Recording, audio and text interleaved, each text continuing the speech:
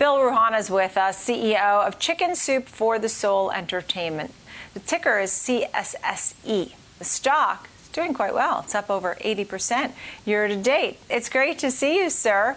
So how do you rate the current environment? When you wake up each day and you take a look at what's going on, what are you thinking? I'm thinking people are learning how to watch TV in a new way. That they're actually figuring out that they don't necessarily have to consume using cable anymore, that they can find reasonable alternatives, that they're able to control the way they watch by starting and stopping programming, and that video on demand and the new way in which people consume television is really much better for consumers and viewers. And with this theme in mind, I know that you've made deals, including with Crackle. How does one remain competitive? I mean, for example, we just saw Quibi after 6 months shutting down. Yeah, the Quibi situation was really unfortunate. I mean, there are two great leaders there, you know, who have had great track records. They had a very interesting idea, but they got caught in COVID. I mean, there was no way that Quibi could succeed with the COVID environment that we're in today.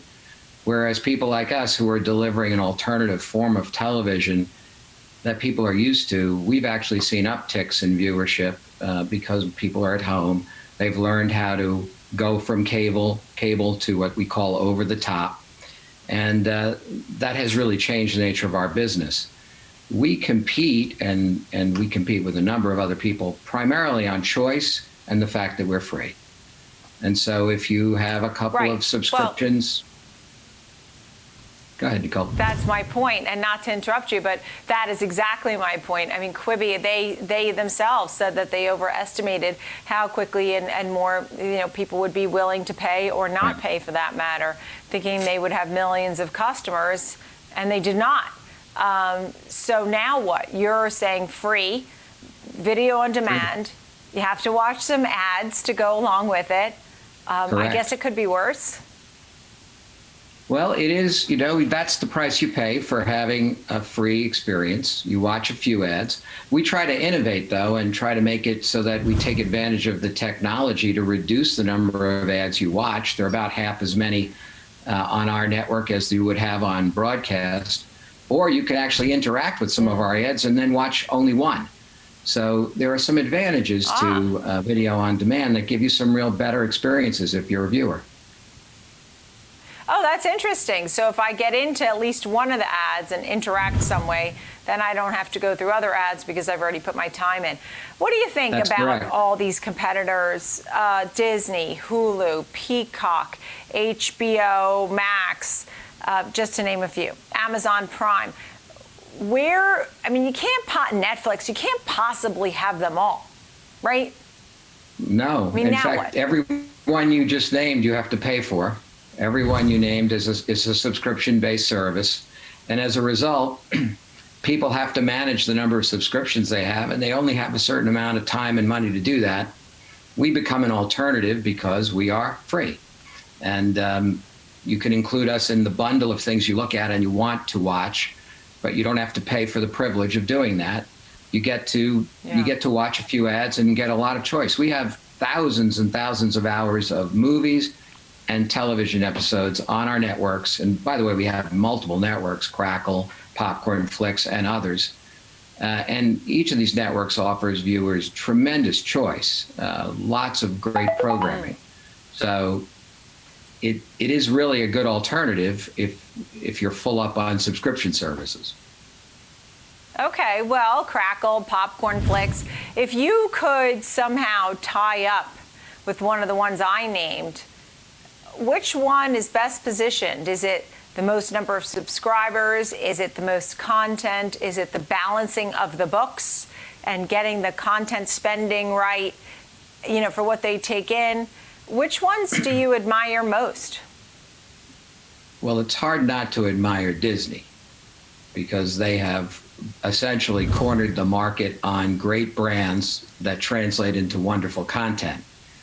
So I'd have to say of all those companies that you named, I admire them the most. I have the most begrudging admiration for Netflix because they have basically changed the world in a way that really has resonated with consumers, and I think that's amazing. But they've also spent extraordinary amounts of money beyond what they've had coming in, so it's a little bit. I find that to be a little bit difficult to sustain. But both those companies are extraordinary companies. Right. Now, for example, Chrissy Teigen had a show on Quibi. Is that the kind of thing that you would pick up and put on your networks? How will you expand now?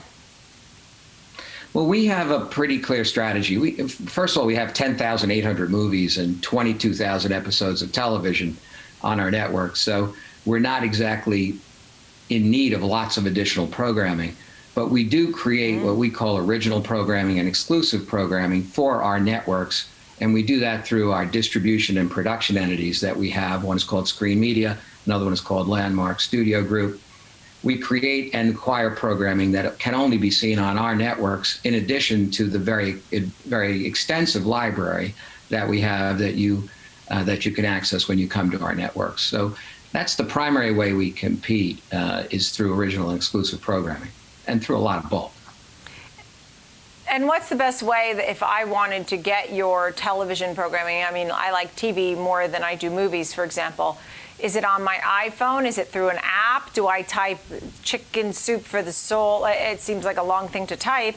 You tell me. What's the best way to get this? So you can get our apps on Roku, Amazon Fire, any smart TV that you might have, iOS, Android, a whole variety of additional services like Plex and Flex and Fubo and Zumo, a lot of O's and U's in this business.